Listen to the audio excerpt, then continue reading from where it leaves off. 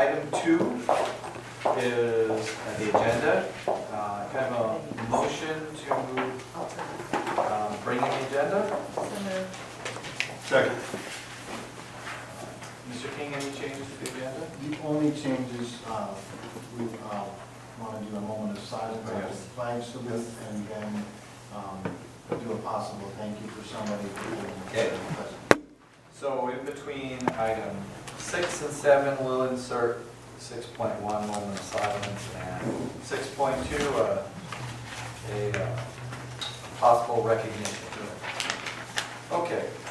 Call the question to approve the motion, the agenda as modified? Aye. Aye. Oh, yeah, I'm. Okay, so we're going to call I'm out writing at the same time. 401 as the absence. Public participation, do I have any cards? We have the one, but I think it's. But it's for later, but I just want to make sure that they're in, okay? And we will adjourn to close. I'll make the motion to adjourn to close. Second. Second was, call the question. Aye. 401. And we are adjourned to close at 7:03 and can join at 7:03. At 7 o'clock when the meeting starts. And after the flag salute, we determined that we would add a moment of silence for the victims and the families down in Saugus High School. And before we start that moment of silence, I'll just take the prerogative as the president say, here we are again. And it gets closer and closer to home. And it's people we know, it's colleagues, their neighbors. And it's very upsetting. And I'll say for myself, during the moment of silence, I'll be saying a prayer for the victims, their families, their teachers, their friends, the entire community, even for the perpetrator's family and himself. Nobody wins out of something like this. It's a horrible, horrible disease that's going through our society. Enough out of me. Let's take our moment of silence, please.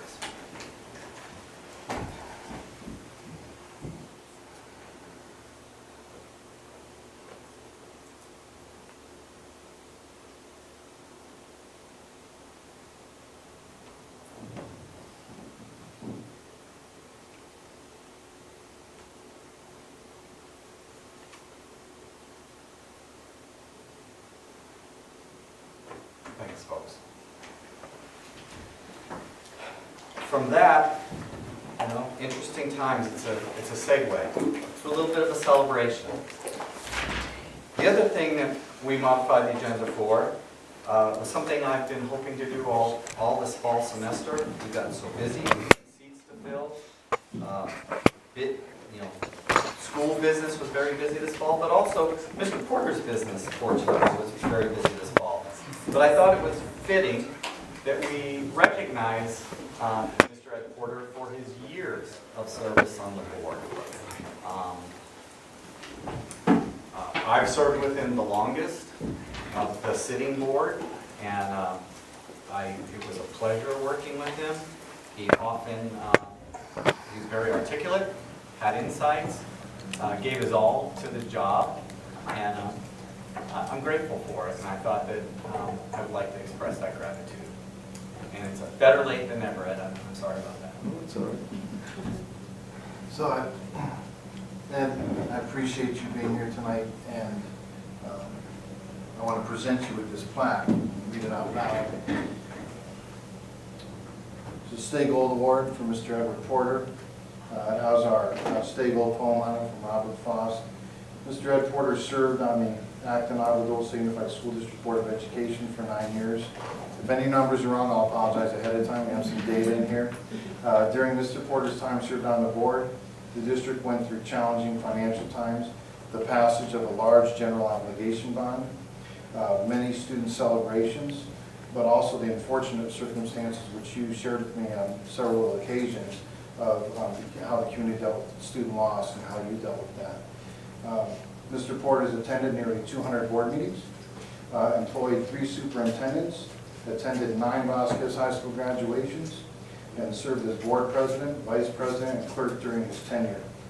When one serves on the school board, there's a significant time commitment, and so we want to also thank your wife Robin and your son Sean. As you and I talk very often, it does impact the family, and I want to recognize you for that and congratulate you on this huge accomplishment. All right. Good job.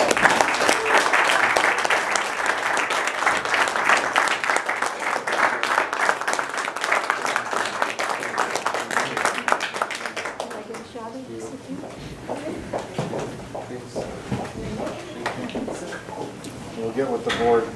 Let's get with the board now. Let's do it. We were going to come down, but we'll Yeah. take one, the 2 of you, then we'll join in. All right, Mr. Lane. Sorry.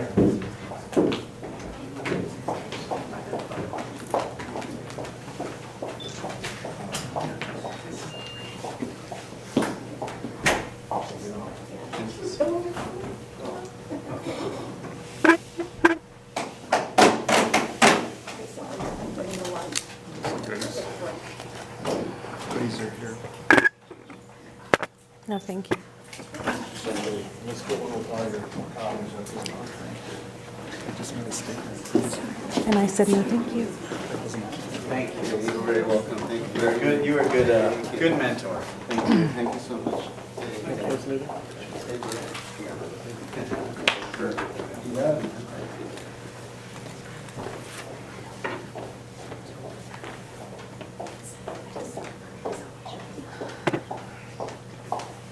Thank you guys. Go ahead, Lily. It takes me 5 minutes to get in. It That's about her schedule too. is.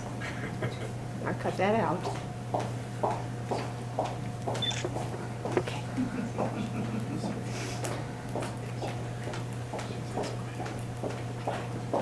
Thank you. Thank you. We're going to take, do I announce that? Sure, yeah. Okay, we're going to take 5 minutes for cupcakes and coffee. Just once again, thank you for your service and for joining us tonight. You can stay as long as you like. You're the public now. It's great seeing all you guys. It's just really special. You guys are like family to me. Thank you. It was awesome. And it really allows me to kind of closure about the whole thing. So I appreciate that, guys. Thank you so much. Thank you. Thank you. Okay, we're into section 7, which is the public comments. And I've got one from Mr. Costa that doesn't look like it's on the agenda otherwise.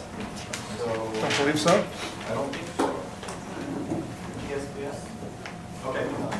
And there's another one also not on the agenda. Okay. So we'll go in alphabetical order by last name. Mr. Costin, please come to the mic, and you'll have the 3 minutes, and the little lights will guide you along your way. State your name for the record. Thank you. All right, thank you. Tom Costin. I'm here tonight representing the Acton Town Council in regarding to the PSPS, which is the Public Safety Power Shutdown. And there's a lot of there's a lot of areas of this thing that don't work in our community, but I really just wanted to concentrate on its effect on the school system and on our students. And that's why I'm here tonight. As you might know, the school is on the shovel circuit, or maybe the pick circuit, but there's 2 circuits next to each other, the shovel and the pick. School's on one of them, and the other one can go down, school will be up. The one that school's on can go down, school will go down. During the town council meeting when Edison was there, one of the community members had asked, well, why can't you take our high school and put it on both circuits so it could be agile? If you lose one, the high school's still open. If you lose the other one, the high school's still open.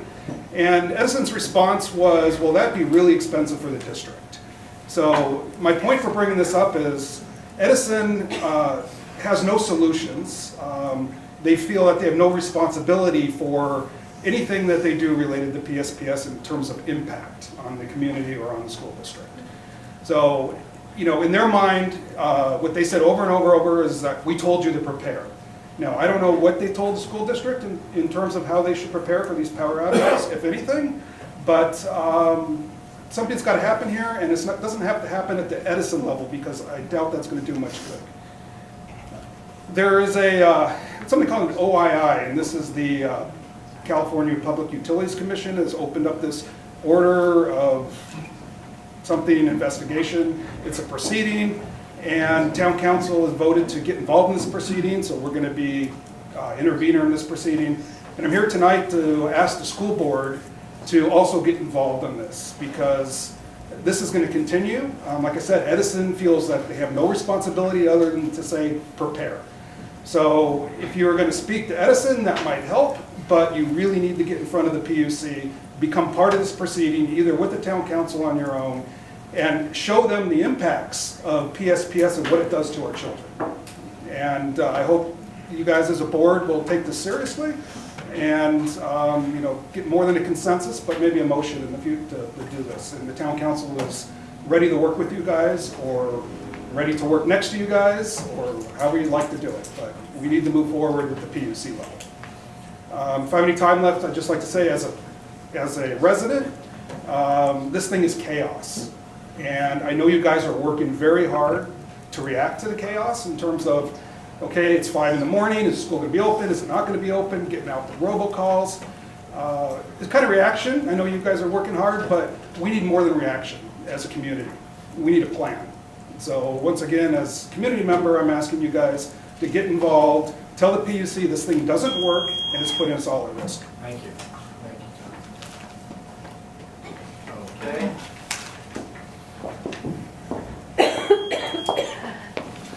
Next up is Ms. Angie Martin.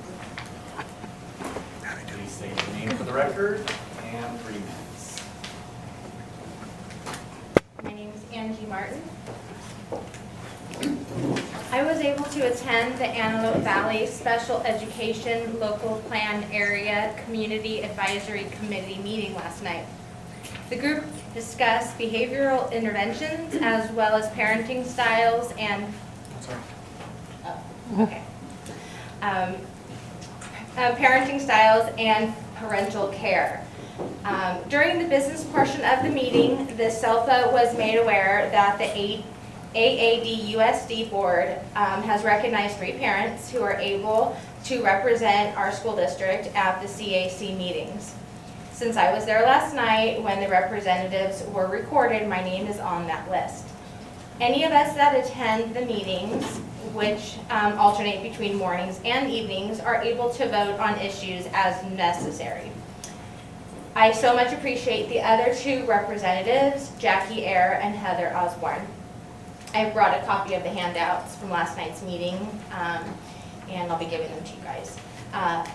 And in case there are parents who are interested in what the meetings look like, our next CAC meeting will be in January.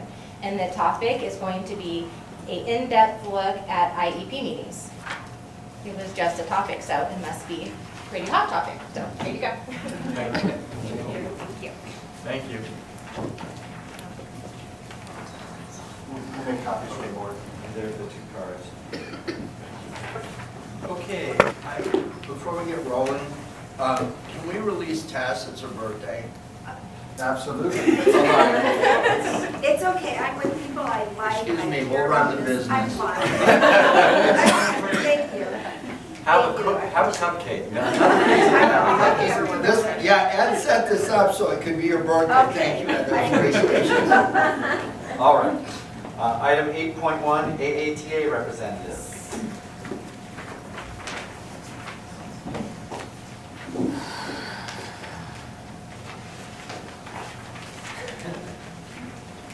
Good evening, everybody. Okay, that's an interesting picture.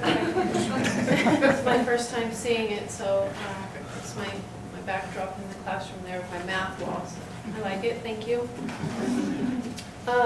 First of all, it's hard to speak tonight because I'm extremely exhausted. Today was an emotional roller coaster.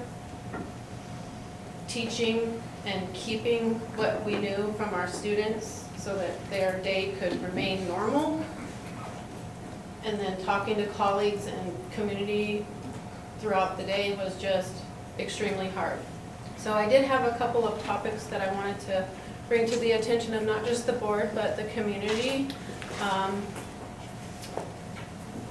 So I'll start with those, and then I want to end with something that has to do with today's tragedy and kind of let you guys know where our members stand with how prepared we are with this kind of thing and how much it's encroaching on our ability to do our profession as best we can. So I spoke with Mr. King yesterday and today, and he's made copies for everybody. As a member of CTA, we are part of a coalition that is supporting Schools and Communities First, and it is, there's information about it online, schoolsandcommunitiesfirst.org. It's basically an initiative that's already on the ballot for 2020, but there's some amendments happening with it. It has to do with funding, and it deals with the property tax on corporations. So I just wanted to provide some information for everybody that is unfamiliar with it. I know that the CSBA is also pushing an initiative for full and fair funding. So that's kind of where we're at with this right now. We're getting information out to our members and wanting to let you guys know if you're not familiar with the initiative. Here's some information on it. There's some really good videos online talking about it and explaining everything, all the parts to it. So that's schoolsandcommunitiesfirst.org. My second topic came to my awareness in regards to the trustee area designation of school districts.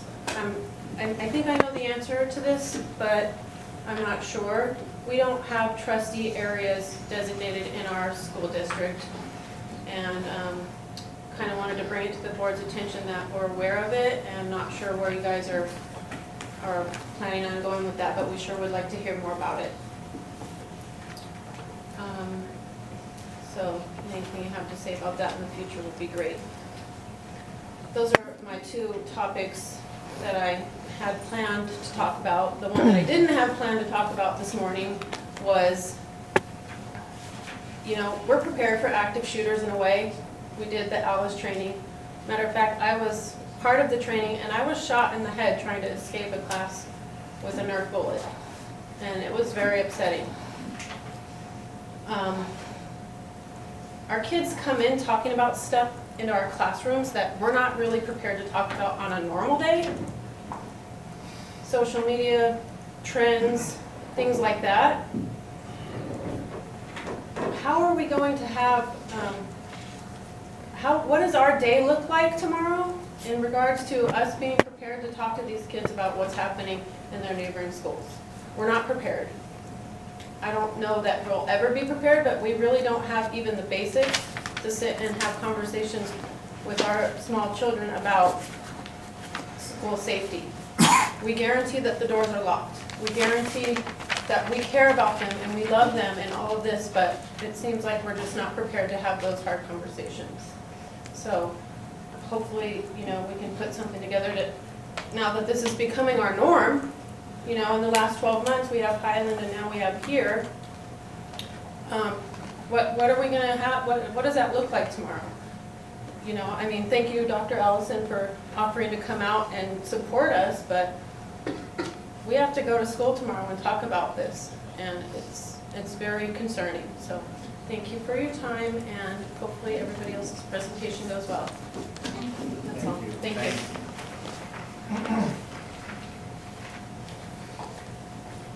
CSCA representative?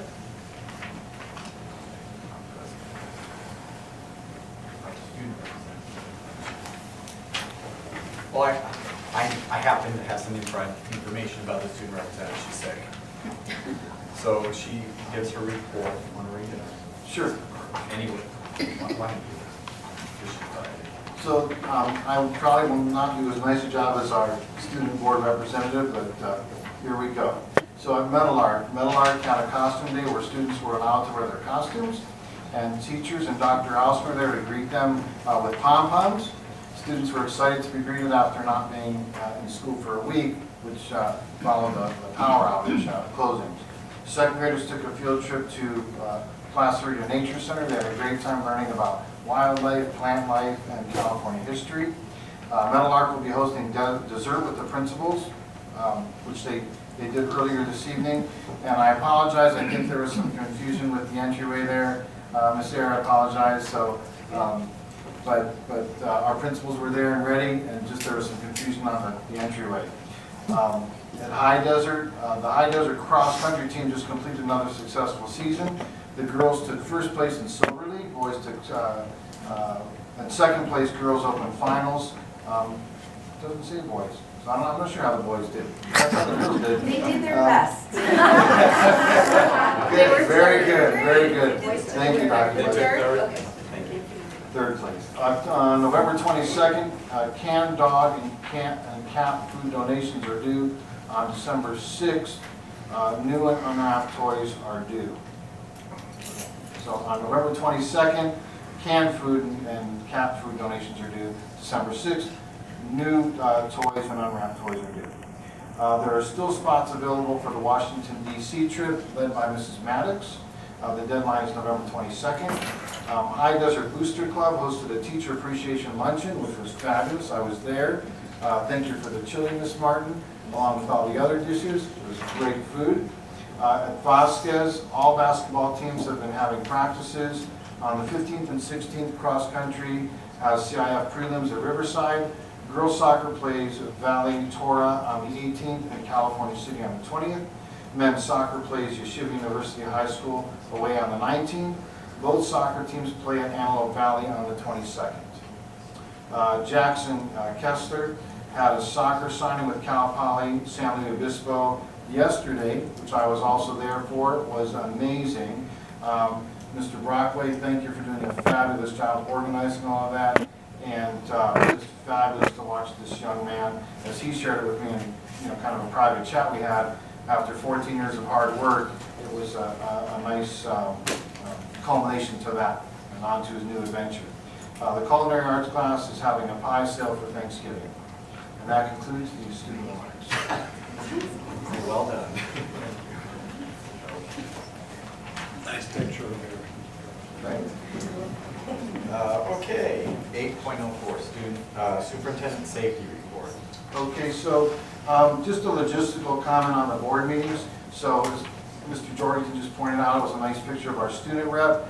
If you go to, as Mr. Fallscraft calls them, professionally mature organizations, there's a flow and a context to the meeting in school districts, and so we're trying to echo that, trying to mimic what we see happen in other school districts. And if you go to a LACO meeting, then this is kind of a common format. Alex, we appreciate you being here tonight, and so our board meetings, they'll alternate between Alex Iridosia and Cesar Ortiz. In bigger districts, they have a whole booth. That is Alex's booth, and we appreciate him working tonight. So that's part of our format, which also allows the administrative assistant to take minutes and focus on that.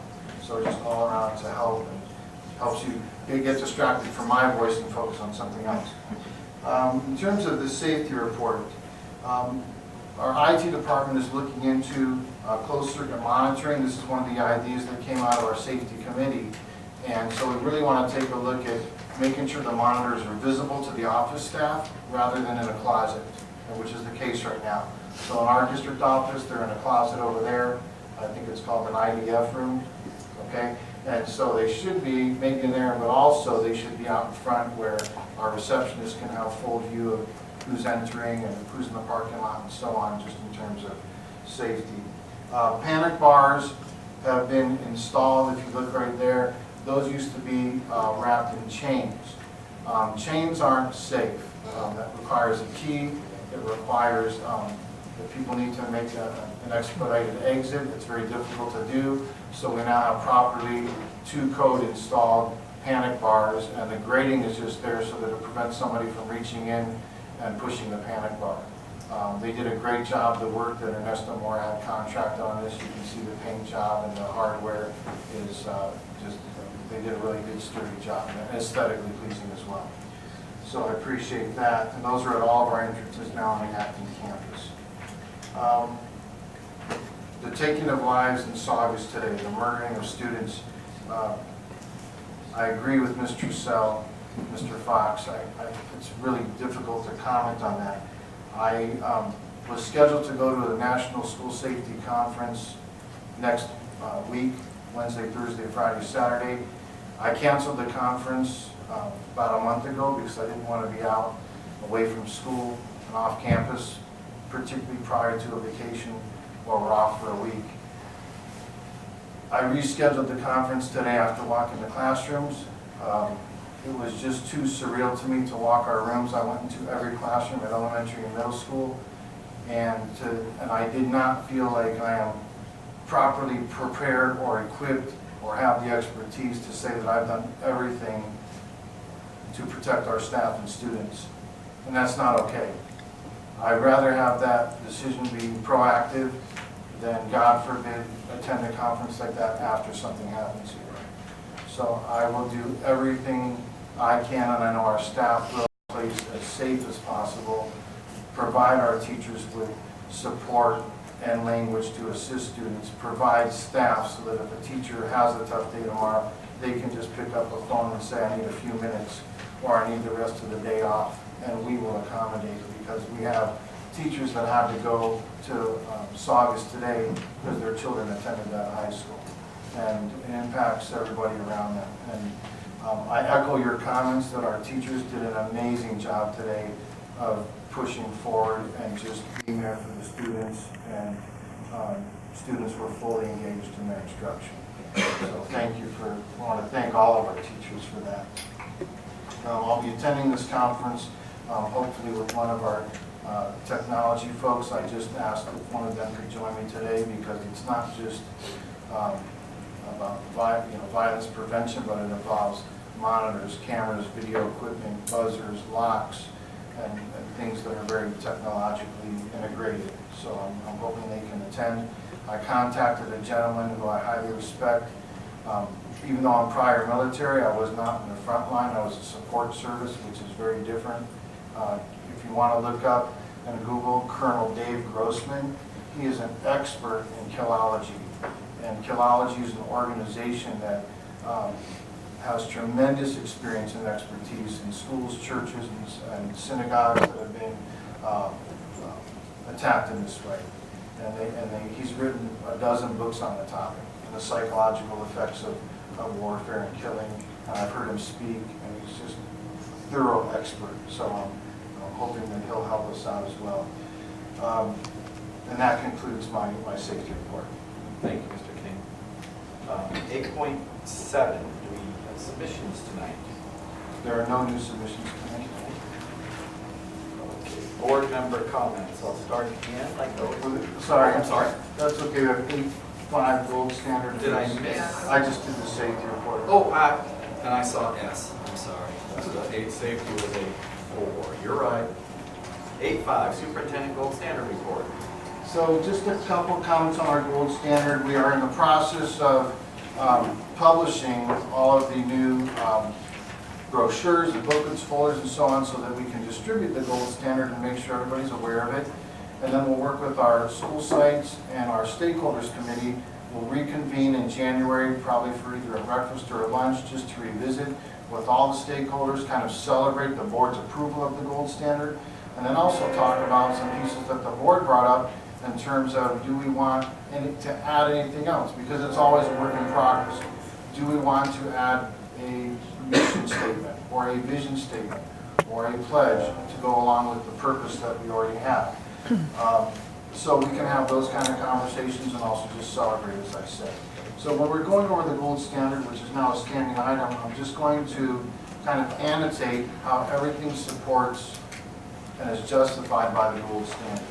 So, for instance, we just did a in-service using California Reading Literature Project at our last November 1st Professional Development Day.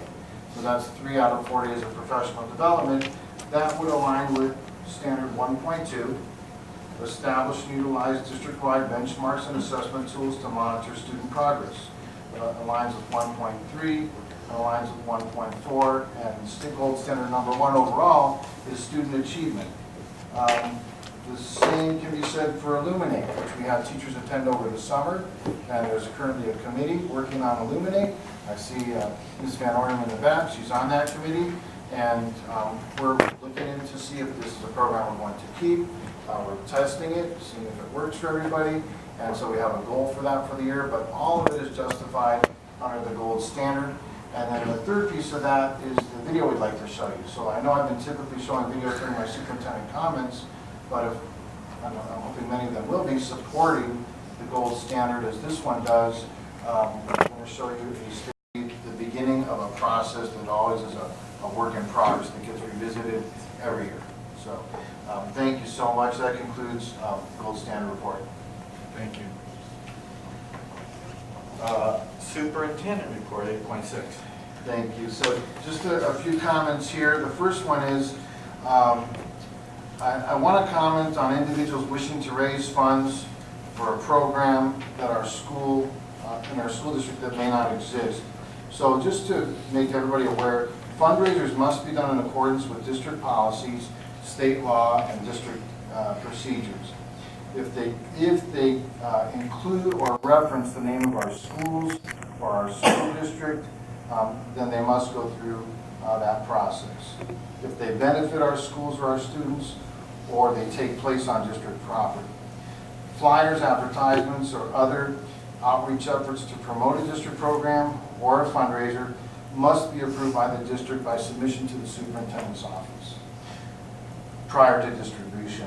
Recently, an ad was taken out by an individual in the Country Journal referencing a career technological education program and committee in the Acton-Agua Dulce Unified School District. We currently don't have a program or a committee as such, and so this ad was taken out by an individual without prior approval with the district. We are very grateful for the parent organizations that conduct their business in accordance with the guidelines and laws, and in fact this year there has been a concerted effort to work with Ms. David by Ms. Martin and our parent volunteer organizations. So I want to thank them for going the extra mile to ensure your fiduciary efforts. So thank you for that. Take No. it. He's talking about now. It's not an agendized item. It's still superintendent. I can talk about it. Sit down and you can respond No. next week. No. Okay, so we're moving, are you done with the superintendent's report? I'm not. Okay, would you please So continue? we'll The adjourn. CTE. I move to adjourn until we can get this back under control. Anybody go with me? I just need, come on, let's go. All right, you got two left. You don't have a quorum. Larry, call me when it's ready. You can speak next week. No, I can't. Because he just dissed something and said something that was wrong. It was incorrect.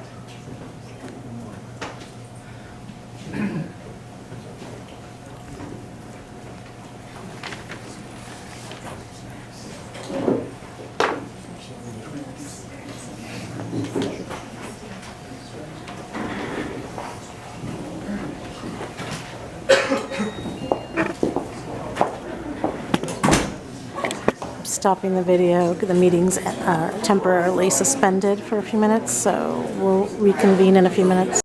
Reconvening at 8:23. Okay. Thank you for Well, sharing. there's four of us. We will try to re-adjourn. And I'll just say, turn in the card next week. The next scheduled board meeting during the public comment period, and you will be graciously allowed to speak. There is a process. There is a So, process, thank you, and that's thank why you. I So we are put the moving card on in to for board what you member guys com- are talking about Board now. member Because Facilities. I'm going. Oh, is it facilities? Continuing on. Okay. Because We're moving on Mr. superintendent King comments. said that there was not a Thank you. CTE So- committee. There is a So committee. It facilities is made up of comments. Dr. Cooper, Facilities Dr. comments, the Weiss, first one is myself, Acton and campus. hopefully Matt We Rockwood will worked be on on it. progress on the To be 2-rail able to fence sit at the up there outside and of say there campus. is no committee. Yeah, let's take it away. Next time. It's not working. No, Thank you. because he said a lie. Continue, please. Okay, so If you notice, we have the 2-rail fence that's now surrounding the district, and I'm gonna take you way back to 2 years ago when we So you're cleared, gonna hide the when we fact that cleared we're our having a A-list CTE committee? with the Division of State Architects, and we had to clear out 6 items. Dr. Bice, do One we of them meet for was the CTE fence. stuff? And the fence Dr. as it Cooper, do stood we meet for would have CTE cost the stuff? district $250,000. Do we meet? The It's a current simple yes fence or no. facade matches the district Or are you mirrors just across the spinning our park. wheels? And so it saved the district $250,000 and is aesthetically, in many views, more appealing. How So, long have I been that's the working on first this? piece. Over a Second year? piece is metal arc, no work pending. High Desert, we have roof No. repairs in progress. You come up here and you At say. Vasquez High School, Excuse me, point of order, Mr. President, is this normal that we're going to have someone over speaking presentations about the superintendent? Clearly not, but tonight's a little bit of an interesting night. And So I- I'll have the superintendent continue. and staff, there's no disrespect in not responding, so, yeah, you don't need to respond. At High Desert, roof repairs are in progress. At Vasquez High School, field prep for upcoming soccer season is complete. Agua Dulce campus asphalt work is in progress. And maintenance custodial department, fire system annual fire testing, dates will be announced. That's the facilities Is that what piece, we're doing? celebration of life. So celebration of life for tomorrow, Shirley Cutler.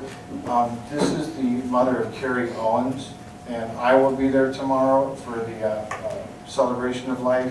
I invite our board members, any staff members, any teachers, community members who'd like to attend.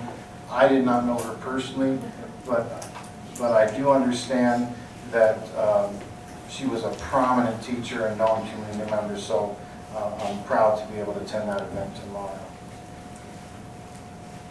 Full and fair funding, I'm not going to read it this evening, but I have an article that was written in the Association of California School Administrators that again echoes Ms. Trussell's comments and the coalition that she was speaking to earlier. But this is Full and Fair Funding Coalition led by AXA and CSBA. This article talks about the facts of being 41st in the country. The goal is to be the average funded of the top 10 states in our United States. Currently, we're $7,000 per student behind the average. So this is extremely important to California, and just wanted to make that quick comment on that. I want to recognize our counselors for Operation School Bell. I appreciate their efforts in ensuring that our students have things like backpacks, school supplies, Target gift cards, dental kits, hygiene kits. And our counselors have recently done a collective work on this, and I appreciate them working with the Antelope Valley Operation School Bell. So thank you to our counselors, principals. Please be sure to pass that along. Vaping information, as we talked about, this is something the board wanted us to look into. And so the parent presentation will be Monday, November 18th. Mr. Allison, what time is that at? The parent one is at 5 o'clock. 5 o'clock for the parents.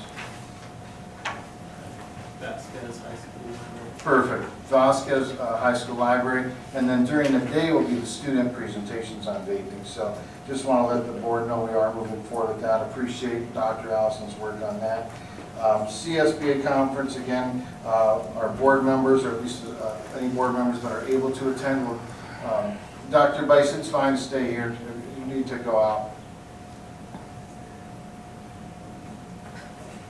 I'm sorry, I don't mean to put you on the spot, but I appreciate it. Thank you. We need staff in here, so I appreciate it.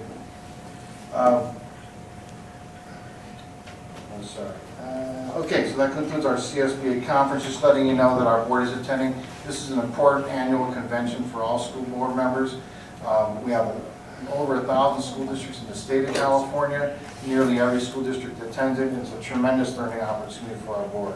So I believe Ms. Jensen, Mr. Roque, and Mr. Jorgensen will be attending, and I really appreciate their taking time away from their personal and work lives to attend the conference. November 20th is the Active Women's Club lunch. Board will be getting your invites if you haven't already. I think we have enough people going that we'll have 2 tables, one for staff, one for our board, and it's always a great event, so I look forward to that. Stegall Parent Volunteer Luncheon. This will be, as it says on the board there, April 7th, 11:30 a.m. It's our first annual. And at this, we'll be awarding our seniors with scholarships. And so we've already secured the funds to offer our seniors at least 5 $500 scholarships each. So this is a great opportunity for our students. We'll have applications for our seniors to apply, and then in working conjunction with our parent volunteer groups, they'll be assisting with giving those out. It's an opportunity to celebrate our parent volunteer groups and organizations, as well as our students. So I truly look forward to that event. And the first annual Puller Plunge. So, right, Mr. Matt, the ice bath, yes? Send me pictures. We'll send you pictures, Mr. Jorgensen. I believe Mr. Roque has volunteered to take the plunge, as well as Dr. Allison. I'm in. You're in? I'm in. Mr. Madden, CEO of Community Collaborative, The Collaborative, will be joining us at Lake Arrowhead on February 1st, 10 a.m. in the lake. All right, you are on. You're on. I can work with you on how to develop the proceeds for your organization so that your organization can raise funds to see you jump in the lake. I'll do it for free. You'll do it for free, okay, all right. So, let's see. The last piece before one more video is Supper with the Soup. I want to thank Mr. Brockman, our principals, for beginning that conversation. I understand from Mr. Brockway that the students he's already met with are excited about the opportunity to give feedback. Once we have dates, trustees, we will extend those to you. If you're able to make the dates, the high school students will be having dinner with me. It's no agenda. It's their opportunity to share what they think is going well in our school district, what they think needs improvement, and who better to hear from than our clientele. So any of you are welcome to join. If it's a quorum, if it turns out that 3 board members are there, we can put out a public announcement that allows there to be a quorum as long as there's no business discussed. So the last piece is we have a fall festival video. Again, with the power outage, got delayed a little bit, but we'd like to show you this. I'm pretty sure I speak for everyone when I say it's really nice to have lights back in here. It's kind of awesome. Second, Ms. Toledo, happy birthday. I feel like we should probably be singing happy birthday. No, that's okay. Yes? All right, come on, help me out. Happy birthday to you. Stand up. Happy birthday to you. Stand up. Happy birthday, dear Tess. Happy birthday to you.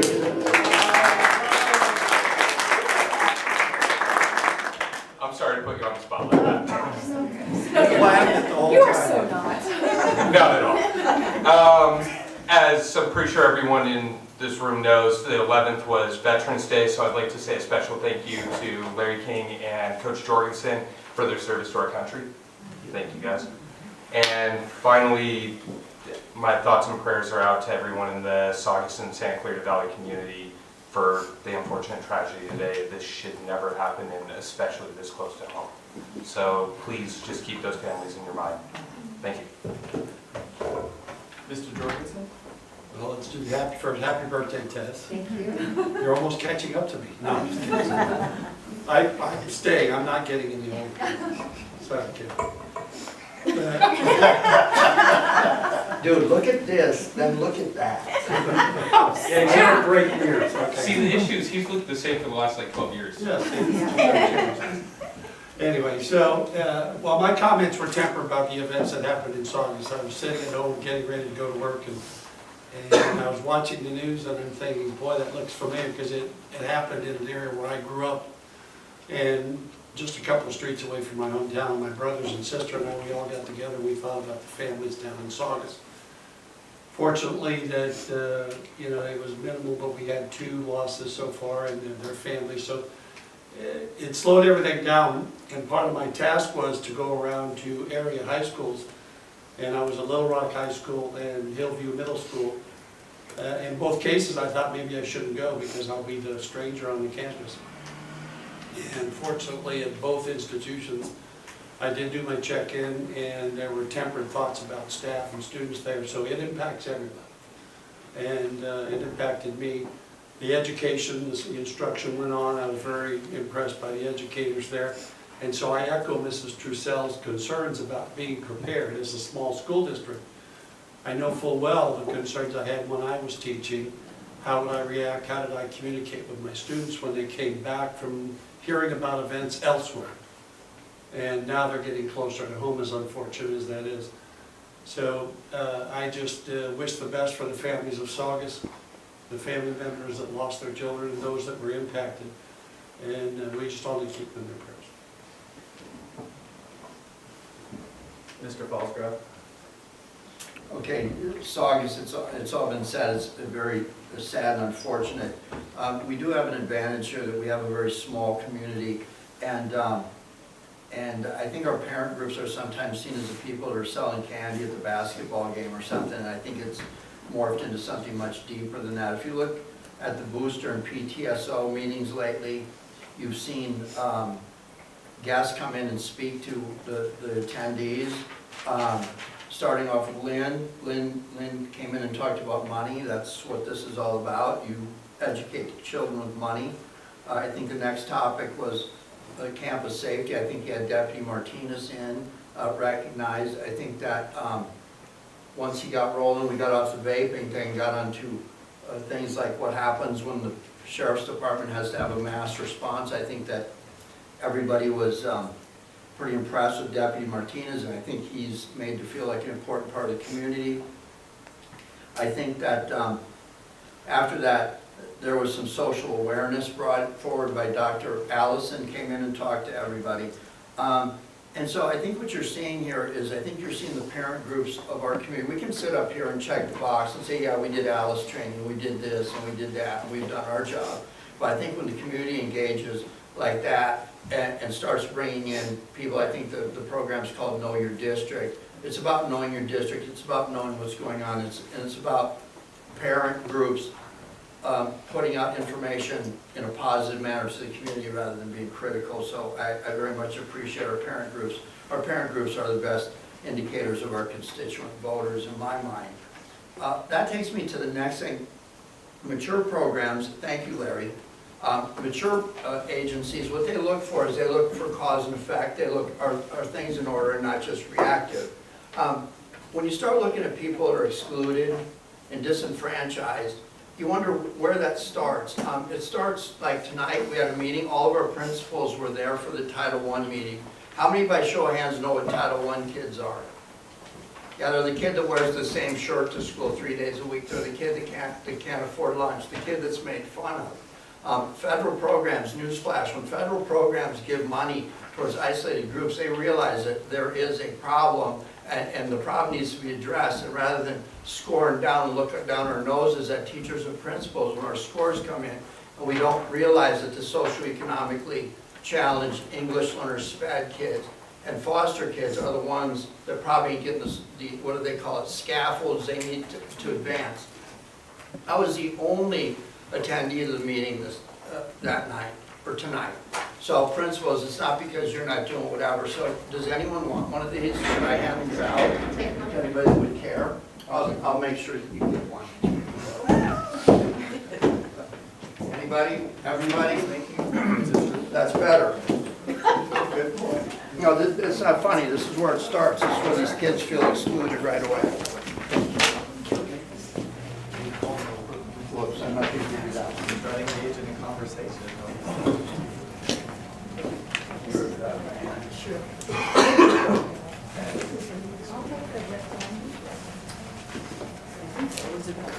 Who else? Who else? Yeah.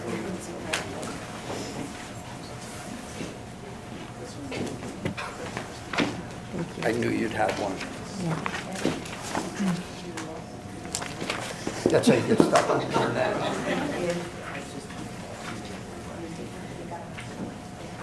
Kim, you want one? Okay, Kim. 1, 2, 3. You just got out of school last year. You already know this stuff.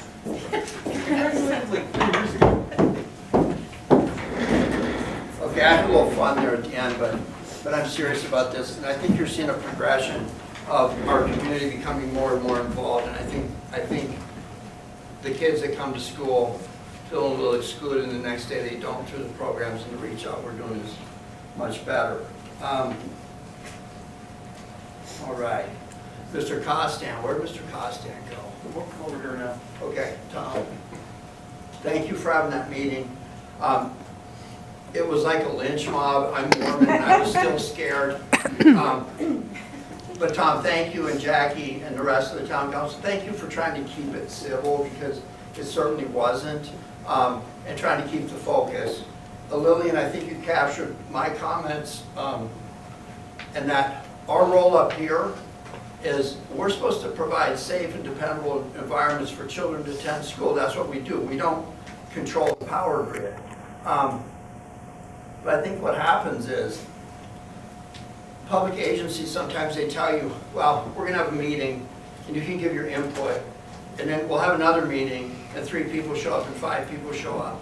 And then they send out notices, they send out all kinds of notices, to the point where you get lulled in because the thing they're warning you about never happens. And then the boy that cried wolf theory takes over, and then suddenly it happens, and then the agency responds with a list of dates and data and meetings and stuff that they told you that this was going to happen.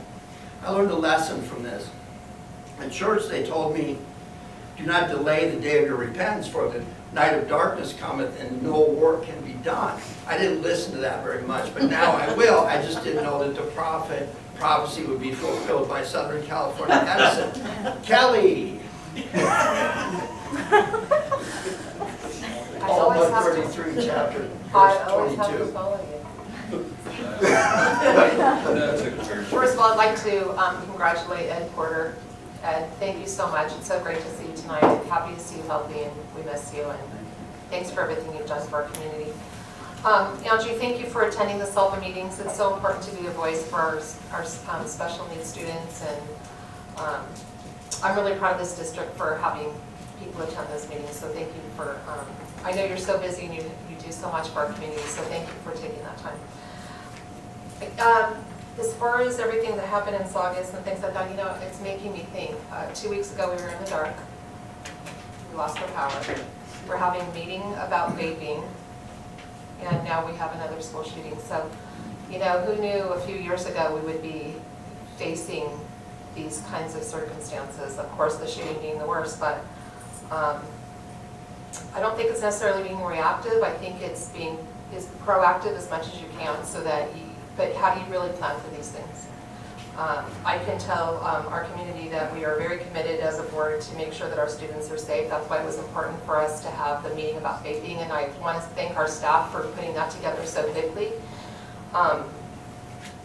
You know, all these kids think it doesn't happen to me. I'm going to vape a little bit, but it's not me that's going to be in the hospital, and you see the terrible news. And then the power. I never thought I have a generator. It's so strange that we bought one, and I never thought I would have to use it, but to think I had to use it for a couple of days in a row was pretty crazy. And we thought it would be for an earthquake, right? Because, you know, we live in California. So I never thought I would be dealing with that. And of course, the school shooting. I can tell you as an educator, it's, I was in classrooms today, and, you know, teachers are in a very, it's a very surreal situation, because even though it's not your district, it's your people. And we are in this profession because we love children, and it doesn't matter if it's a student from our own district, a neighboring district, or anywhere in the country. To think that you send your kids to school every day and something like this could happen. And you never think this can happen to you. And so I want to thank our teachers, because it was a really hard day. And you have to do it because we love our kids, and because you don't know what to say, because you want them to be safe and you want them to be taken care of. But really the safest place for them to be today was with you. So thank you for doing that, and thank you to all of our teachers and all of our staff. So that's all I have for this evening. Thank you. Okay, I'd like to quickly do a shout out. There's been a lot tonight. I'm going to do the fun stuff first, but I'd like to thank Paulette Beekner. And the reason, my wife, before I was ever on the board, has been for many, many years a food service employee, and Paulette's her boss. And last week, my wife rides her mountain bike through the field to work, and she had a wipeout, a pretty good sized wipeout. And she called Paulette to say that she would make it to work, and Paulette was right there, took her to the hospital, looked after my wife, and I'm very, very grateful for the kindness and the compassion that you showed her. Thank you. She'll be fine. She's got stitches in her chin, stitches in her hand. She goes to the orthopedic person tomorrow. She'll be fine. But she was in no shape to get to the hospital herself. So thank you so much for looking out for her. That's a good boss.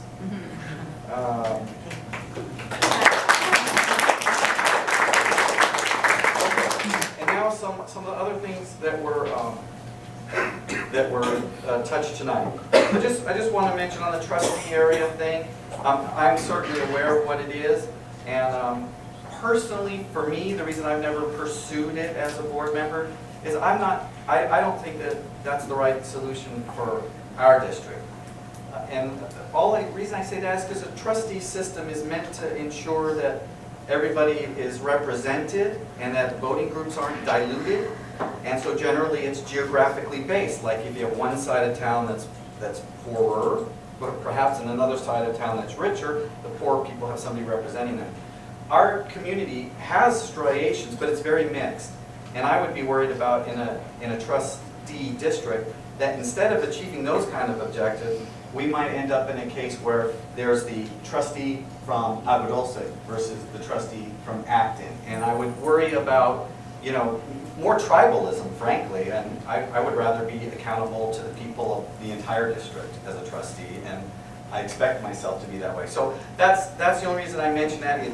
It is for certain areas, and that's why the law was made that way. And certainly those are the demographic conditions in many places. Now, with respect to safety, I already said my piece for a moment of silence, but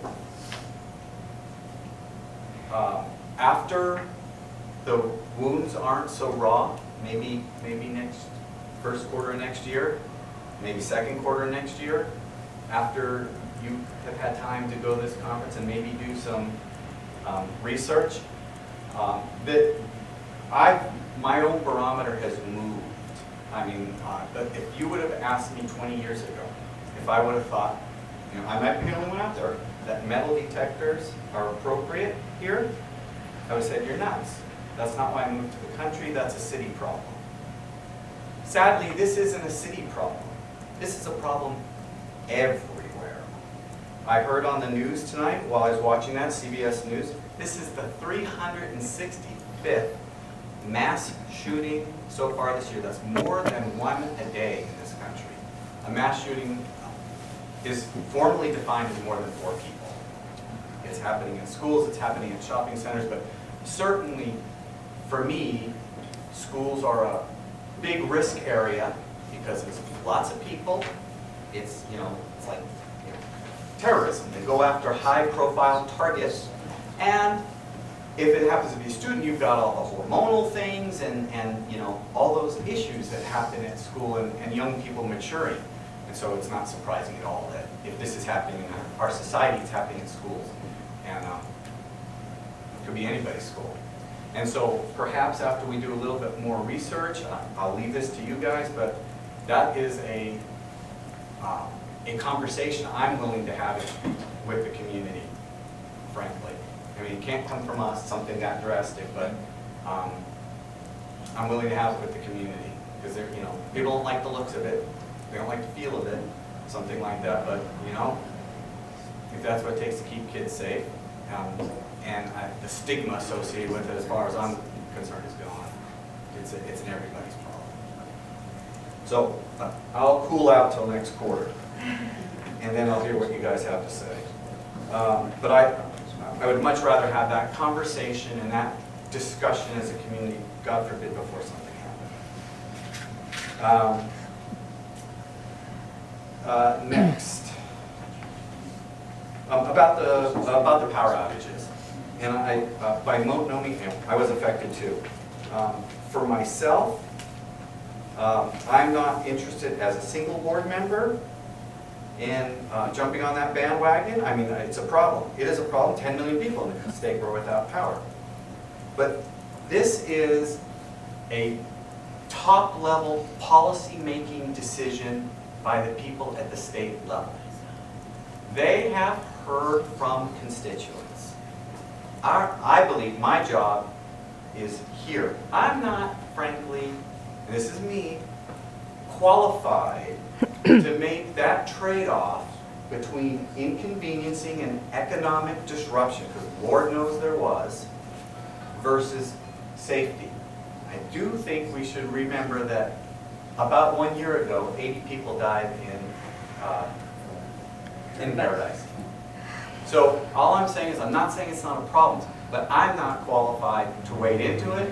We're running our schools. I think there are plenty of people that are well aware that these policy. I was in their classrooms last year when they were piloting it.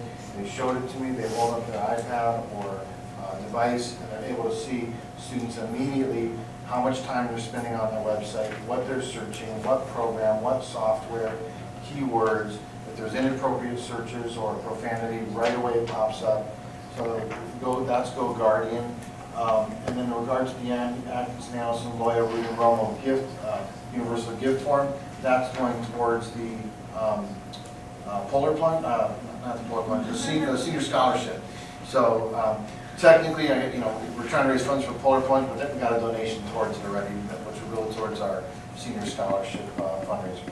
So that's what that is. I have a question on the Go Guardian. So that is a software or subscription package that covers the district-wide network? Correct. So it covers all of our campus sites? So whenever a student at school signs on with their personal device and their school account, it goes through that system? And yeah, the teacher. Or they're using our network at the sites? Correct. The For teacher. everything? Yes. Every teacher at every school. So all the computers in the classrooms, all the support network, the Chromebooks, their personal devices, when they log in to do a search on a project with their phone, because they're connecting through our Wi-Fi, that's where it gets the oversight is with that, or is that correct? Is that correct, Cal? Yeah.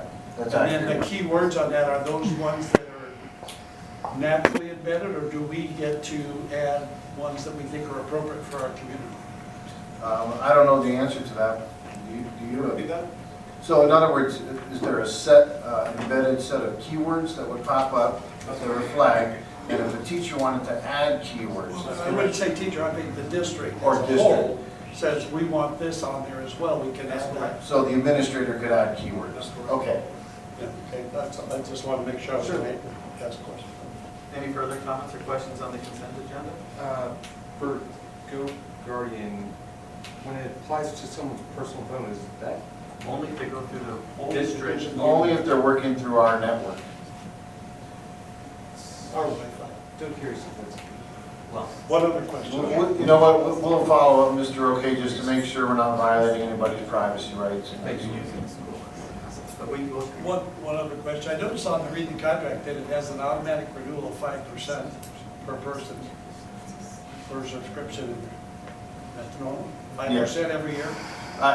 Ms. David, do you know if that's a normal sort of, it has a 5% re-up fee It's on the automatic. Go Guardian in the contract, so is that pretty normal, standard, industry standard? Yeah. So that's 5% on the like 7,800, or is that 7,800 covers all of our, for the district wide, or does it go up and down depending on how many people we add or take away from that? It would be based on devices. Devices. Right now, it's written on devices. Like the quote is based on devices. If our number of devices increases or decreases, it's a per price, but then it could also be an increase in the cost per year, like the cost per device per year. Does that? Okay, so now I'm confused. So the device is the Wi-Fi connection at each one of our sites, so that's three devices? It's not all the PCs in all the classrooms and, Yeah. So then how do we, all the Chromebooks and everything, that 1,700 covers all, we gave them a number for everything in the district? Yeah. It's, And then we it's renew it based every on, year, right right? now, I believe, off the top of my head, I believe it's 12, up to 1,200 devices. Oh, so there's a range, it's not, okay, so we're at 900 and we paid for 1,200, so we can add up to 1,200. But, yeah, but Yeah, we most- try most- not to go too far over, Right, but, right. you know, if someone, you know, if we need a few devices, if someone brings a few in, if we have a class that needs a particular device, you know, a particular group of devices, we're not having to redo the contract at that point. It gives us a little bit of flexibility, so it's a range. And so, but then when we started today, and this time next year, it's 7,800 plus 5%, it's automatic 5% increase every year. How long is the contract for? It's an annual contract. It's an annual Okay. contract. Right? Yeah. So if they get too expensive, we can go shopping. We just have to give them the 60-day notice saying, okay, we're out, okay. I just wanted to clarify that that's what it was doing, those key words, and it's district-wide through our Wi-Fi network. Yes. Yeah, as a matter of fact, today, Mr. Brockway shared some information with us that it was a potential concern. So we worked with the technology department to have them check and see if there was anything that was coming out of our students or any keywords that would be related to what had been shared with us. And it was something that had been shared from outside, so they managed that. But they were able to search for certain keywords and see if there was anything that gave us concern beyond the regular concern that's coming around today. So it's a useful tool. Any other questions? Okay, I'm certainly in support of that particular part of the consent agenda. And not suggesting that specifically could have helped prevent today, but that's what this is about, and it's our networks. It's not other people using their self-service or something, it's if they go on our networks. And it's just a tool in the toolbox to keep people safe. I will call the question to approve the, we moved it, right? Yes. To call the question to approve the consent agenda? Aye. Okay, I'm recording that as a 5-0-0.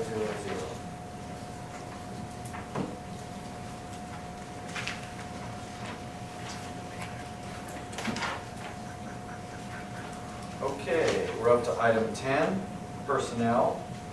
10.1 is a memorandum of understanding between the Acton-Agua Dulce Unified School District and the California State Employees Association regarding leap years. And it's an action. Does somebody want to move this one? So moved. Okay, and I'll go ahead and second this one. And Mr. King? It just allows our 12-month CSEA employees to receive one additional paid vacation day on leap years. Makes sense. Any questions? Call the question. Aye. 11.1. Notice of completion, bid number 17/18, 3B, United Construction and Landscape Incorporated, Phase 3B, Vasquez High School. I'll move this in. Second. Okay. Let Tim have it. Okay. Mr. Ms. Davis. Oh, I'm just in case you have any questions. This is on Ms. Davis. This is actually pretty much the final step in our Vasquez project for the softball field. This is our actual notice of completion that we will get signed off and be submitting to DSA and to the state to finalize the project so that we can completely close it out and have no open items at all. So once it's signed, we'll be submitting it and it'll be uploaded to the box so that we have absolute final closure on our Vasquez softball field project. So, I have a question. So certainly as it relates to the softball league, it's a done deal. Does it preclude us in the future from using the rest of the plans that our VSA approved that we did not complete at this time? The way we had to close it out so that we could actually get closeout on the project, since we don't currently have funds available to do the parts of the projects that were the bid alternate, meaning the softball, or meaning the tennis courts, the basketball courts, and the lighting for that portion. We had done them as bid alternates. They were approved as designed by DSA, but to get them closed out with the project, we had to remove those from the project so we could close it out.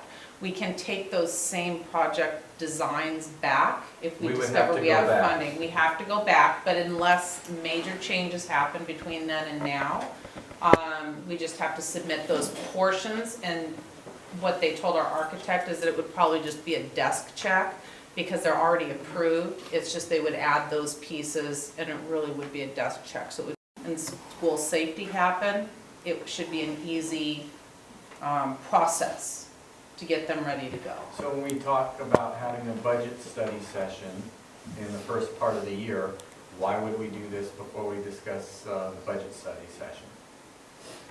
What is the imperative to do it now when we know in Because they're January- already taken out. Because what? They're already taken out. Why can't we approve it after we do the budget study session? Should we decide at that session that there'll be no further work?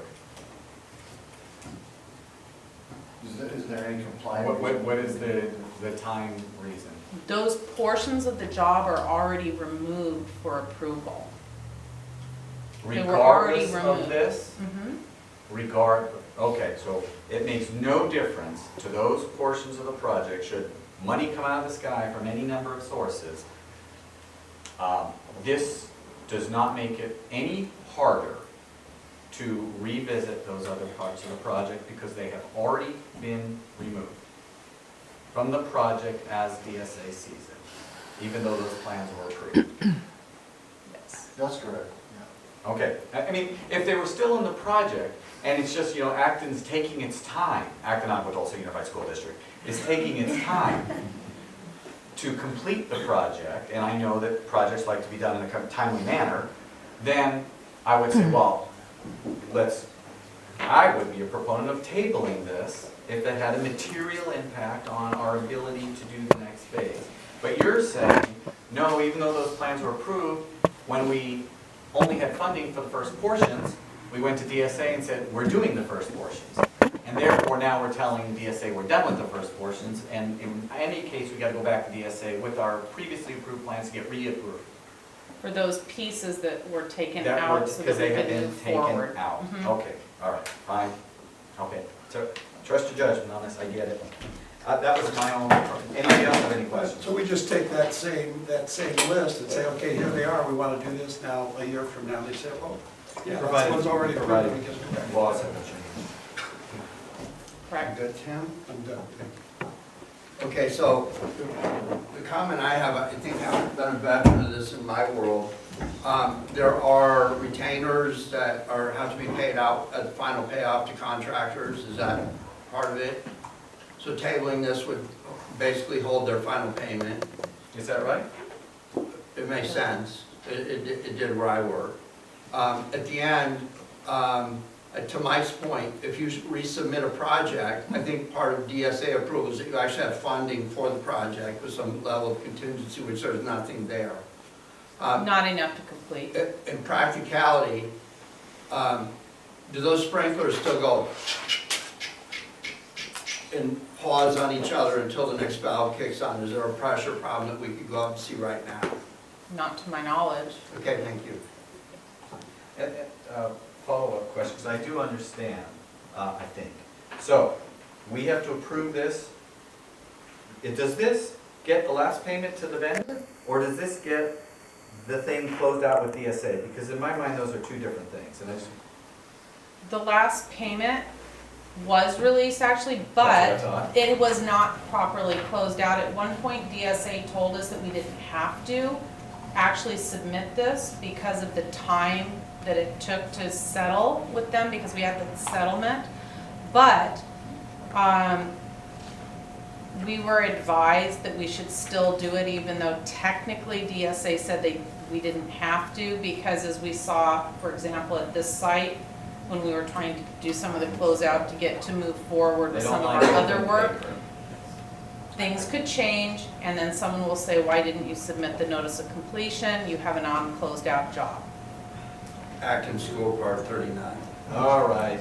Okay, thank you. I have no further questions. Anyone else? Call the question. Aye.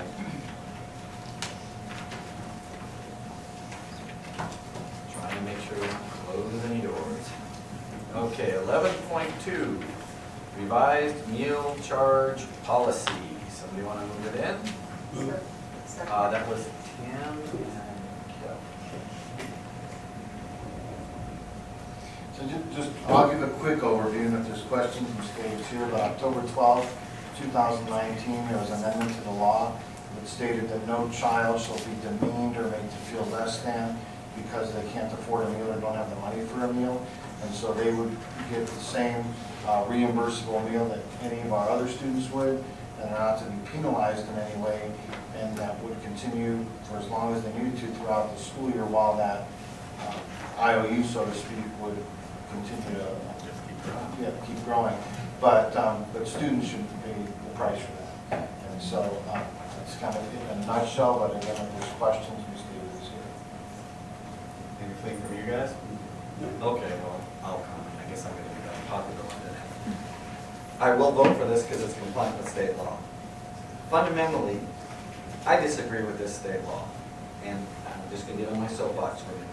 I'm not for shaming anyone, but you fill out the paperwork, you get free lunch, reduced lunch. You don't fill out the paperwork, or you just choose to not send your kid with a lunch, and the district has to feed you for free. And you can call home any number of times, and you know, parents are driving around with Mercedes won't bother to call you back or pay their dang bill. Because there's no incentive to. When I was a kid, we didn't qualify for anything. My parents didn't have money to send me to school with lunch. My mom made me a sandwich. That's what we did with our own kids here. And so I kind of feel like there's all this walking away from parental responsibility. I could be the lone voice in the wilderness. In California, I probably am, even though I'm actually an education advocate. But it just kills me to give everybody a get out of jail free card. And I don't think it kills a kid to get a peanut butter and jelly sandwich instead of a grilled cheese. That's me. I will vote for this because that's state law. Okay, I'm triggered. Okay, see, I knew it'd get them. So I think what this is it doesn't take into account that regardless of the child and what the child has, there are derelict, don't leave yet, Mike. I'm not. There are derelict parents out there that choose not to do anything for their kid. I know parents that just don't care. I don't know what their issue is, but the kid coming to school with no lunch, it speaks to that thing I talked about a little earlier, that Title I handout. That's usually an indicator of this. So, Mike, everyone should be a Republican voter, I get that. But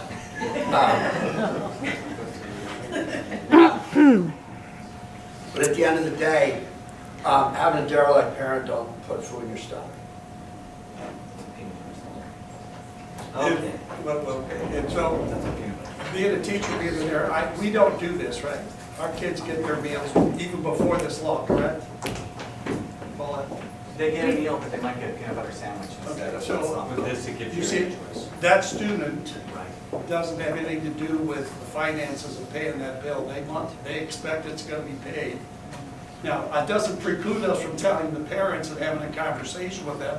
I get accountability, but you can talk to Ms. Trussell and any of the other teachers in this campus on our side. They take money out of their pockets from their students to make sure that they don't experience that circumstance. Yeah. It's not the student's fault, it's the parents. You want to go after the parents, fine. But you don't make the kids feel bad and get ridiculed because they're eating a PB&J. I love PB&J, but if everybody's not getting it, that's the way it is. I mean, it's not the kids. I think that the state should refund us for free lunch for everyone and just Yeah. make it easy, Fine. rather than There are have us be bill some states, collectors. or there are some school districts that have that. We don't have a high enough poverty rate in the district to do it. But Just as a point of clarification that I think is, since we're bringing it up, just in case any parents are here, the only ones who know if there's a balance owed is actually Paulette. When students, or even most of the cafeteria staff, when the students come up, they put in their number. So whether you're a student pay or a free or reduced, they put in their number. So we don't know how that student is being paid, you know. So just because I know that there was at some point a number of years ago concern about if, you know, someone filled out a free or reduced lunch, they might be embarrassed because people in the community or whatever, teachers or somebody would know that they didn't have resources to pay for their child's lunch, and so there's a bit of shame about that, and so sometimes people didn't fill out the paper form. So something that we did a few years ago is we went to the online. You can still fill out a paper form if you choose, but you can do it online. But once that's filled out, only a few people in the district know who is. I mean, I just want to bring that to people's attention. Sure, but that's not the point that I think we were No, debating, which it's is not. whether or I not just people who aren't on the system right. and choose not to send their kids with lunch money. Correct. After they build up a balance this big, you know, just don't bother paying it because you'll just keep getting meals.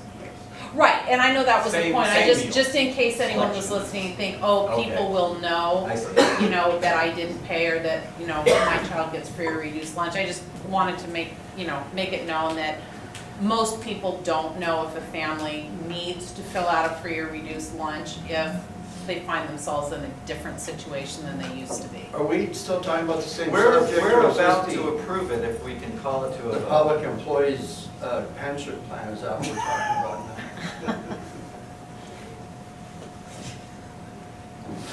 As I said, let's call to a vote. State law. Call the question? Aye. 5-0-0. Okay, 11.3, enrollment report. And this is a hearing. Is that right? No, that's for the next one. No, This is just a report. information. Just a report. Mr. Paul. Yes, the president affords you plenty of latitude. Once in a while, gives some back. To what? Express it. I lost something. Okay, it's been a bit since we've just been discussing having this on the agenda. Oh, jeez. Give me a new piece of technology at this moment. Okay, so what we have is this is just a very high level enrollment report, just an update so we can kind of monitor it. And let's see, if I don't know that I like this. Can we make it so that, yeah, okay. Yes, that's better. So I can see the full site. Okay, so the importance of enrollment is a number of things. The key reasons of monitoring enrollment, and we do it throughout the year, by the way, is it's a basis for staffing. So in order to project, so we monitor how many students we have so that we're able to see how many teachers we need based on our established student-to-teacher ratios. It helps us when we're budgeting for salary and benefits calculations. It also helps guide us in facilities. We're able to look at grade level configurations, and we know that, you know, how we looked a few years ago, and so we made some changes to monitor. It can actually, monitoring that can help us know if we're eligible for construction funding, and then it also, when it's converted to ADA, as enrollment times our actual attendance rate, it actually helps drive our revenue and lets us know how, you know, what our revenues will be. And so more students equals more money, fewer students is less money. So, we can switch. And just kind of a point of clarification, we use our enrollment, we use aggressive projections for facilities and for staffing and for supplies as a general rule to make sure that we have sufficient facilities. When we're looking for budgeting, we're a little bit more conservative so that, you know, we don't overestimate. So in our enrollment, this is our total enrollment. TK and K are counted as one because in the state they're considered as a kindergarten, although TK students have 2 years. So this is historical. we actually increased a little bit for a while. So the last 3 columns in all of this are current year. So so going backwards from the right, that's 3 years from now, or actually 2 years from now, 1 year from now, and then the third from the right is current year. So we did increase for a while, and then we actually are on a declining enrollment pattern at this point. So compared to last year, as of October, I think it was October 31st, when I actually pulled this last report, compared to last year, our actual enrollment district-wide is down by 50 students. If we continue those projections forward, we are exiting larger classes than we are getting in kindergartners. So the projections will be a decline of 50 for this year, projecting a decline of 28 following year, and then a decline of 37. Next slide, please. So then looking at grade spans. Drawn out unless there's something They're matriculated. that suggests that it would Right. grow. Yeah. Because we're a small district, and we actually, at times, like 3 years ago, we had Albert Einstein closed, so we got some more students back. The middle school gained more students because the 5th grade went there. For the last several years, we've called families. We actually send a report home at the end of the year and say, are you going to re-enroll your child for the next year? And so even if they're going to the next school, we ask them to please return that. Typically, the responses we get, we have a few families that do choose to go to like a charter school instead of one of our schools. For the most part, though, the families that do not re-enroll, they're actually moving completely out of the area.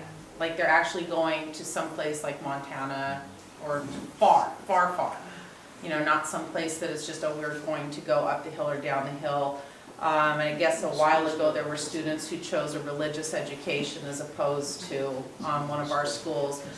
At least in the last few years, those responses have been very few. And when they are, it's the parents say, there's no way you can convince us. Right. We went for a religious education and we want our child to matriculate. But in the last few years, that's been very few. Very few. Yeah. And it's really families that you're not going to convince them because they said, we graduated from Paraclete and now we want our children to. So, yes, up to there. So what you're seeing is, you'll see that in the next year that we are also having a large class, so 9th through 12th. So to Mr. Jorgensen's point, if you look at the second from the right, you'll see those 121 students move up to the high school.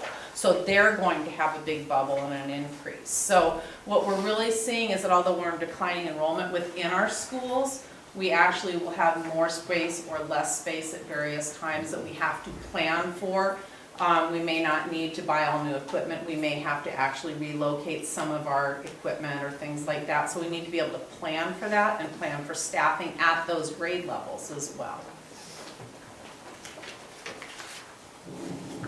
And then again, here are the student enrollments put together, and these are just the grade spans. So the bottom band is TK through 4, the middle band is 5th through 8th, and then the top band is 9th through 12th.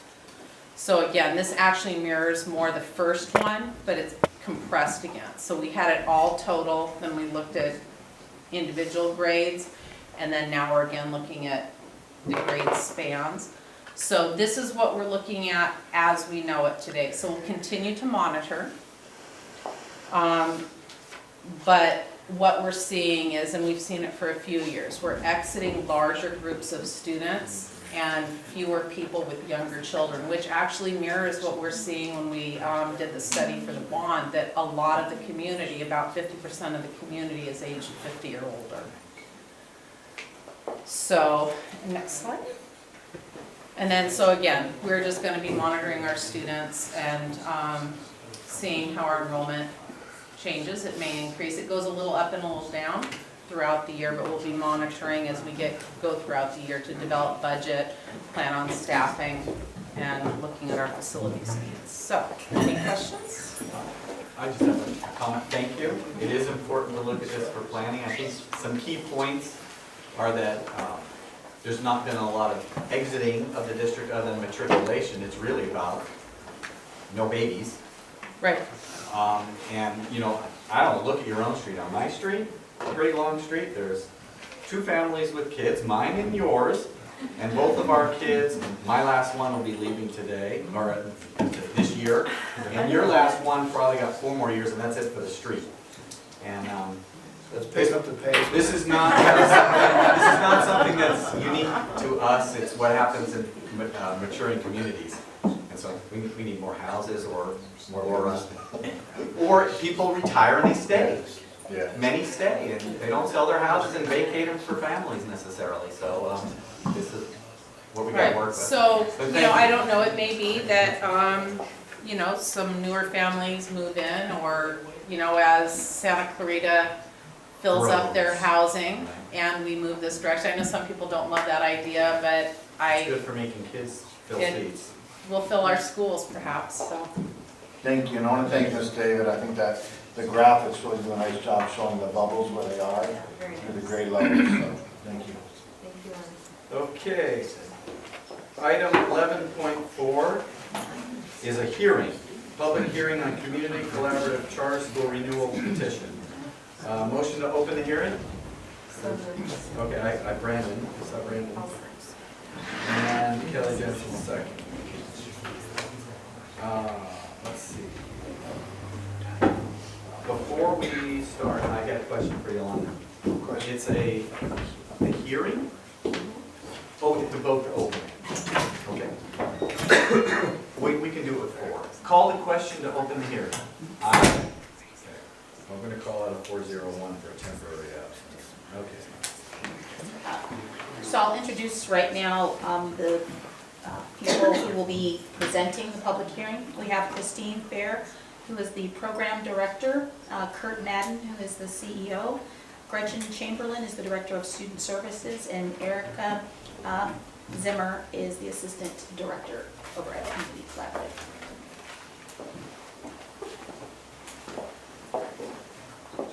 Should I wait for Ken or just go ahead? Okay. He read it all. Just as a reminder, so our protocol is 15 minutes for presentation, and then 15 minutes for questions and answer. And at the board's discretion, they can extend the 15 Q&A session if there's a need. Okay. So I'm going to go ahead and start. Got it. Thank you, Mr. Of course. And here's the Thank you so much for allowing us to present this evening. I know you've had some time with our very robust report, but I'm going to try to highlight as much as I can in a short period of time some of the items that I would like to call some attention to. So first is our educational plan, which is element 1 of the charter renewal petition. And I'd like to go over just in depth a little bit what we offer at the elementary, middle school, and high school levels of our program. So for elementary, that's categorized as our TK through 6 program, and our students receive Common Core instruction primarily in the online environment, and it is Common Core aligned. Parents are primarily overseeing the implementation of that curriculum, but they meet with a teacher at least once per learning period, which is every 20 days. And students who need more support might meet with the teacher more often, so either weekly or bi-weekly. Supplemental curriculum is available to support struggling learners, EL students, etc. So I'm going to go quickly here because there's a lot of information. At the middle school level, we try to encourage our students to be a little bit more autonomous so that they can start to bridge that gap to high school. We want our students to, they have all of the single subject teachers instead of just the one teacher teaching all of the classes. And they are beginning to advocate more for themselves, communicating directly with teachers, although parents are still very much involved and informed. And at this level, we're expecting weekly meetings with the students to make sure that they're really progressing to connect with them and make sure that anyone who's struggling doesn't fall through the cracks. At the high school level, it's 9th through 12th grade, we have a couple of different tracks. We have a traditional track, that serve students who are on track to graduate and they take a course schedule similar to traditional high school, so maybe 6 classes at a time. The accelerated track, we tend to attract a lot of students who are credit deficient, who've been pushed out or have dropped out of their traditional high schools. They may be too far behind in credits for the traditional school to serve them in that 6-period day. Even with maybe a block schedule of an 8-period day, they're still not going to recover the amount of credits that they need to graduate on time. So we have an accelerated track that allows them to complete courses as fast as they can get through them. We've really tried to get them to maybe get through a class every 2 to 3 weeks, which would mean that a student can finish upwards of 10 to 12 classes a semester if they can keep that pace. If not, then hopefully we can at least get them to pass 4 to 6 classes instead of failing all the classes that they would fail at their traditional school. Tons of teacher support. I'll let you review that as well when you can. Special education. We are a member of the Sonoma County Charter SELPA. We receive a lot of support from them. Our special education teachers are mostly in-house. We serve those minutes mostly online. However, for students who need that direct in-person support, we of course will offer those services. We may have to vendor out small, sometimes though, since we serve a geographically diverse area, we may have an outlier that it costs more to drive there and serve them than it would to kind of vendor that service out. So, but for the most part, as much as we can, we serve everything in-house, including speech, OT, and behavior intervention. Measurable outcomes is, of course, the meat and potatoes of a renewal petition, so I'll get right into that. Our CASP scores, you can see that they're trending upward. You can see that we've got a little more work to do in the area of math than English language arts, although we'd like to improve these scores in general. You can see here, and sorry for the small size here. You can see though that we are very similar actually to both the state of California and also to the Acton-Agua Dulce Unified School District in terms of our scores, both in English language arts and mathematics. So pretty similar in terms of that. If you look here, I've kind of to compare to maybe other schools that our students would enroll in. I've included some of the other charters that Acton-Agua Dulce authorizes, and I've also included LA Unify. That's the district that has the most number of students that we have, and so you can see that we're doing really well in the areas of ELA and can use some help in math, but overall are sort of in line with some of the other schools that our students would attend. That being said, we have an eye on continuous improvement. It's of course our duty and our responsibility to improve scores as much as possible year over year. So we have created customized learning paths. So our students take an internal assessment, and it's a diagnostic of sorts so that we can kind of assess what grade level they're achieving at. And then we can create a customized learning path for each and every student. So the students that are behind, that are in 2nd grade, maybe reading at a 2nd grade level, are not getting the same instruction as students who are maybe reading at a 4th grade level. We can kind of tailor that. In addition to that, we're also this year offering a personalized tutoring support. We've contracted with a company that's providing online tutoring, and we're going to target all students who are 2 or more grade levels behind in math or English language arts and provide them with 10 personalized 1-hour tutoring sessions.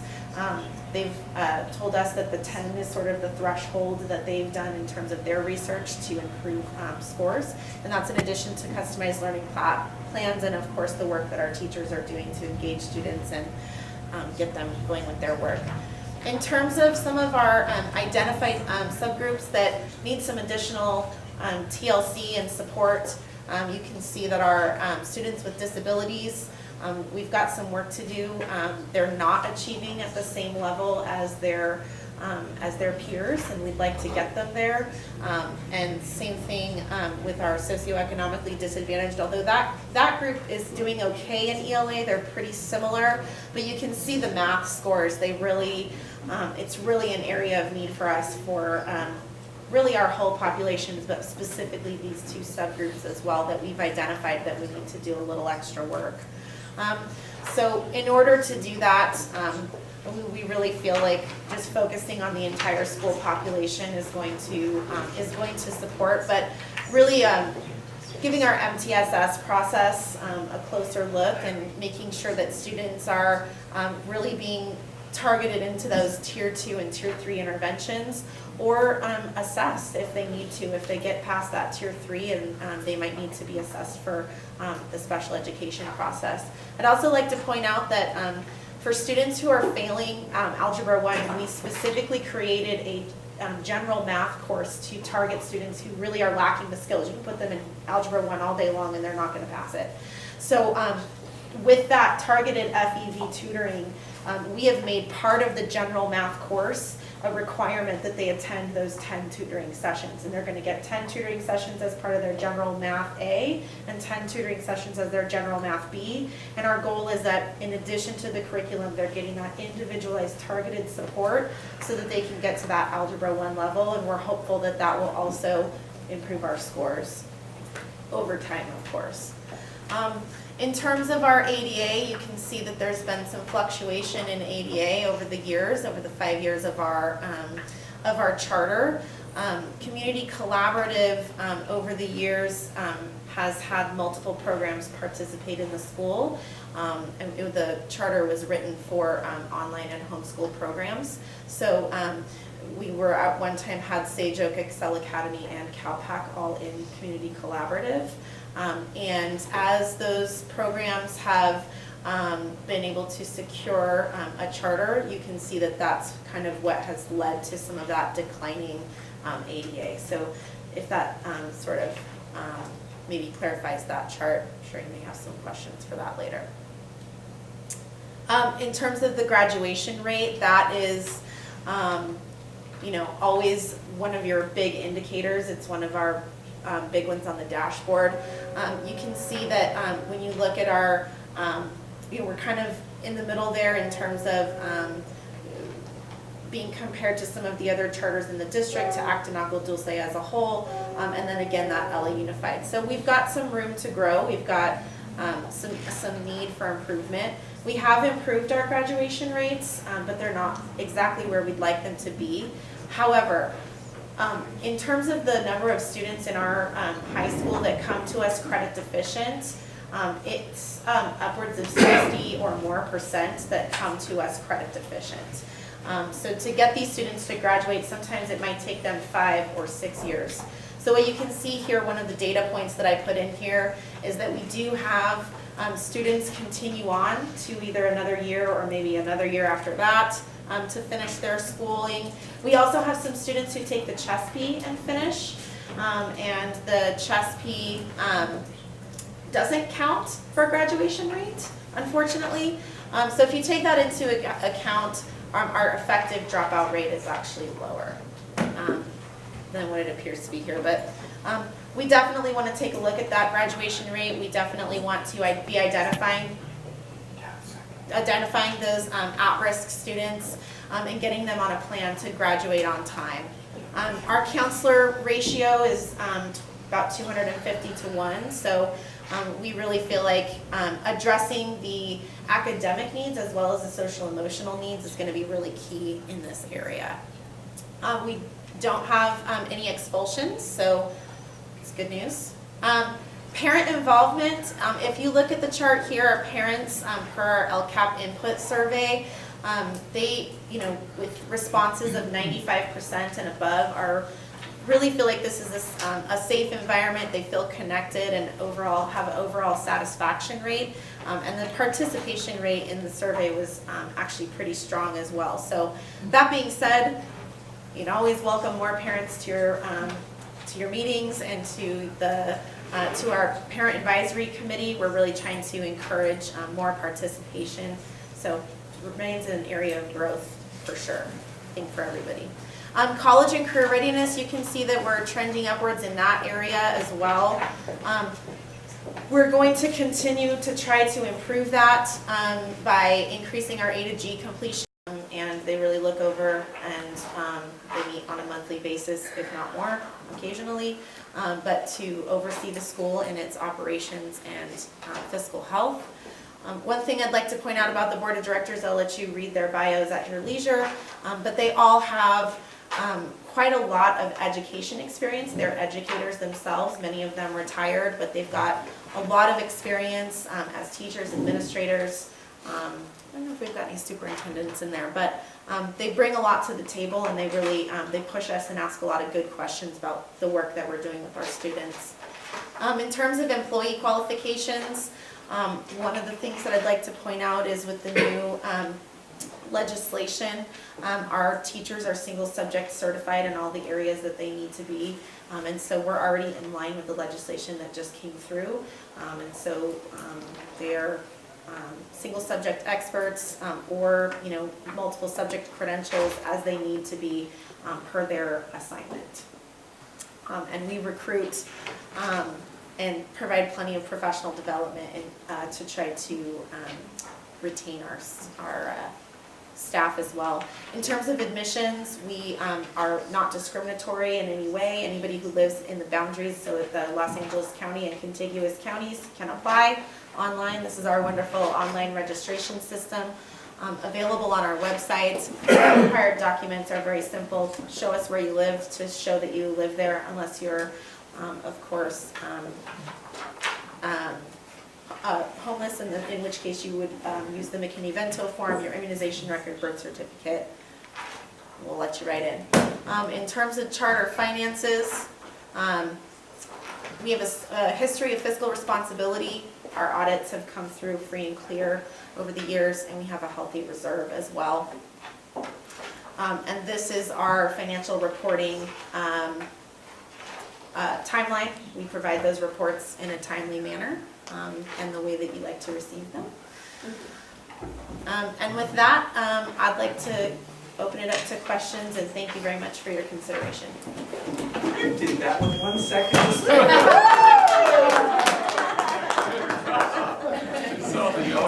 I knew I had to shave 2 minutes off. That was remarkable. Should we extend the meeting now? Yes. Okay, so will somebody make a motion to extend the meeting? I make a motion to extend the meeting till 11 p.m. I'll second. All right, let's take a look at how much is left there. 11 p.m. That should do it. Yep, I agree. Okay, call the question? Aye. Aye.